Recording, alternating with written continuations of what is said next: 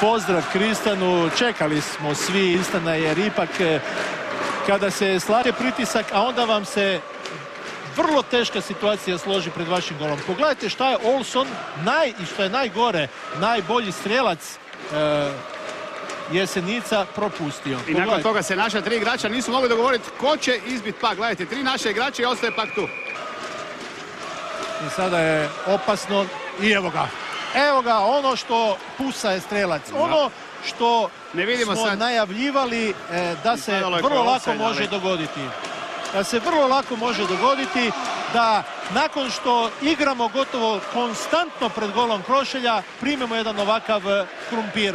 Jer to je hokej, tako se to igra i to je visilo u zraku od tamo prvih minuta druge trećine smo govorili o ovakvoj jednoj mogućnosti.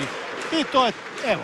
Ali ovdje ne možemo, ne znam da li može na režiju to raditi ovdje, ovaj offside ovdje. Meni se činilo kao offside, nisam stigao reći. Pogledajte ovdje kako ne vidi je to se, ušlo. tako je, Krista ne vidi od nogu.